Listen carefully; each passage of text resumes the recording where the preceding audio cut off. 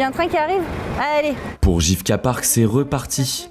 5 ans après son entrée à l'Assemblée nationale, la députée En Marche sortante de la 9e circonscription est de retour sur le terrain. Objectif, convaincre les électeurs de lui accorder un second mandat. Ah ça on sait pas, tu sais, c'est Moi, pas je suis garanti. sûr que vous allez passer. Et si cet électeur est convaincu, l'équation pourrait s'annoncer tout de même difficile pour Jivka Park. Entre 2017 et 2022, le score d'Emmanuel Macron a reculé de 6 points au second tour de la présidentielle dans le département. Mais pas de quoi inquiéter la sortante qui met en avant le plan Val d'Oise du gouvernement Castex. Celui-ci prévoit notamment l'implantation d'une extension du marché de Rungis tourné vers le bio, à la place du méga-complexe Europa City. Avec le plan pour le Val d'Oise qui a été annoncé par Jean Castex le 6 mai dernier, on a, je le dis toujours un peu comme ça, on a mis un coup de projecteur, notamment sur l'est du Val d'Oise. Là, on concentre un certain nombre de difficultés, mais là également, on peut avoir un certain nombre d'opportunités. Et donc, on n'a pas seulement essayé, on a réussi. Et ça, c'est une grande fierté. Face à elle, un adversaire familier, Anthony Arciero. J'ai été battu la dernière fois par une étiquette politique. La députée en place, elle a été élue 3 semaines avant, elle cliquait sur Internet pour être députée. Pour celui qui est investi par les Républicains, il va falloir convaincre. Déjà candidat en 2017, il s'était qualifié au second tour, avant de s'incliner face à Jivka Park avec un écart de 633 voix seulement. Et malgré le piètre score de son parti à la présidentielle, Anthony Arciero mise sur son action d'élu local.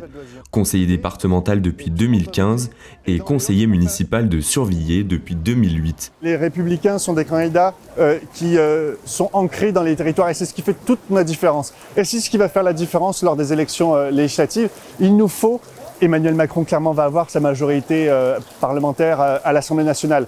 Qu'est-ce qu'on veut ? Est-ce qu'on veut un député Godillot, un député Playmobil qui va voter les lois avec le doigt sur la couture du pantalon ?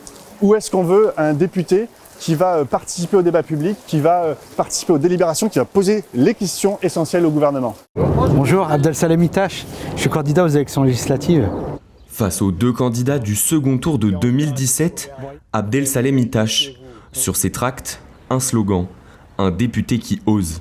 Car de l'audace, cet habitant de Goussainville en a.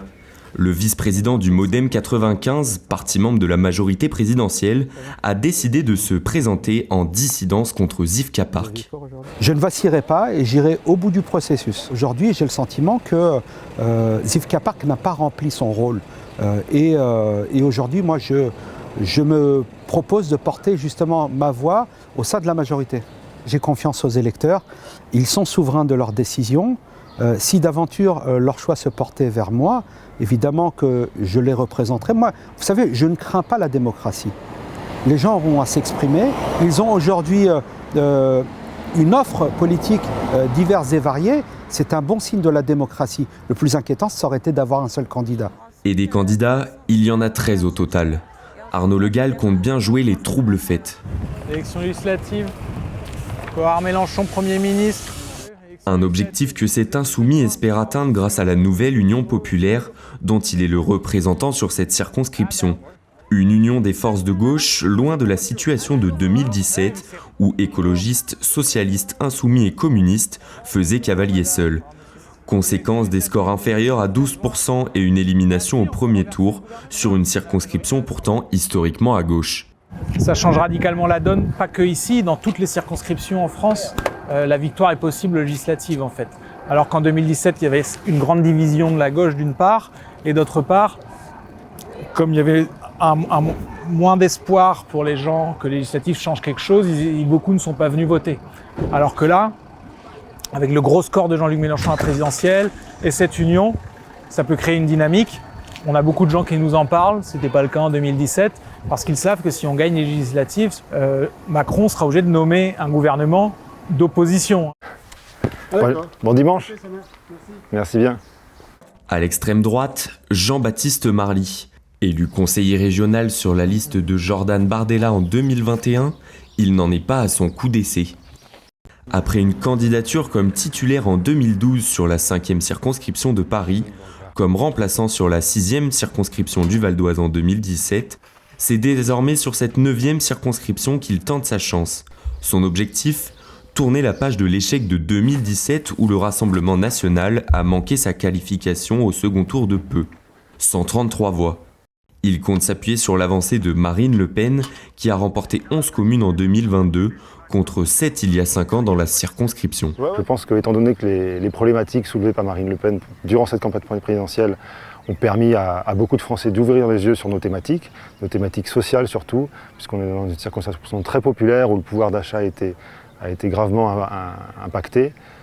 C'est sur ces thématiques-là, je pense qu'on a le plus de chances de percer. 8 autres candidats sont en lice sur la 9e circonscription. Sylvain Saragossa, seul maire en place en Île-de-France à se présenter sous les couleurs de Reconquête, le parti d'Éric Zemmour, Simpson Ndala pour le parti radical de gauche, Daniel Henrion pour Lutte ouvrière, Youssef Itim pour le parti animaliste, Miloud Slamani pour l'Union des démocrates musulmans français, Nathan Jawadi pour le parti pirate, Jean-Marc Lusseau et Mohamed Akou.